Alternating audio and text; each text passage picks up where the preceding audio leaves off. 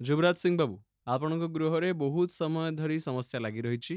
8 ବର୍ଷ ହେଇଗଲାଣି ତଥା ଆପଣଙ୍କ ଗୃହରେ ଜଣେ ମହିଳା ତନ୍ତ୍ରକ୍ରିୟା କରିଛନ୍ତି, ଯେପରିକି ଆପଣଙ୍କର ମାନ ସମ୍ମାନ ସବୁକିଛି ନଷ୍ଟ ହେଇଯିବ। ଆପଣଙ୍କର ପୁତ୍ରଙ୍କର ହିଁ ମୁଖ୍ୟତଃ କାମନା ନେଇ ଆପଣ ଆସିଛନ୍ତି। ଆପଣଙ୍କର ପୁଅ ଅଲଗା ଗୋଟିଏ ସମାଜର ଝିଅର ପ୍ରେମରେ ପଡ଼ିଯାଇଛନ୍ତି ତଥା ତାରି ସାଙ୍ଗରେ କଥାବାର୍ତ୍ତା ହେଉଛନ୍ତି। ଆପଣମାନଙ୍କ ସାଙ୍ଗରେ ନା ସେ ରହିବା ପାଇଁ ଚାହୁଁଛନ୍ତି, ନା କଥାବାର୍ତ୍ତା କରିବା ପାଇଁ ଚାହୁଁଛନ୍ତି ଏବଂ ଆପଣମାନଙ୍କ ପ୍ରତି ତାଙ୍କ ମନରେ ଗୋଟେ ଘୃଣା ଆସିଯାଇଛି। ଆପଣମାନଙ୍କୁ ଦେଖିବା ପାଇଁ ଚାହୁଁନାହାନ୍ତି, କଥାବାର୍ତ୍ତା ମଧ୍ୟ ହେବା ପାଇଁ ଚାହୁଁନାହାନ୍ତି। ଆପଣମାନଙ୍କ ସହିତ କଥା ହେଲେ ରାଗି ଯାଉଛନ୍ତି, କଥାବାର୍ତ୍ତା ହେଲା ମଧ୍ୟ କ୍ରୋଧ ଆସୁଛି, ଚିଡ଼ି ଯାଉଛନ୍ତି, ଘୃଣା ସୃଷ୍ଟି ହେଇଯାଇଛି। ସେ ଝିଅ ନିଜ ଆୟତ୍ତରେ କରିକି ରଖିଛନ୍ତି। ସେ ଝିଅଟି ବସରେ କରିକି ରଖିଛି, ତନ୍ତ୍ରକ୍ରିୟା କରିଛି, ସେଥିପାଇଁ ଆପଣଙ୍କ ପୁଅ ତା ପ୍ରେମରେ ପାଗଳା ହେଇଯାଇଛି।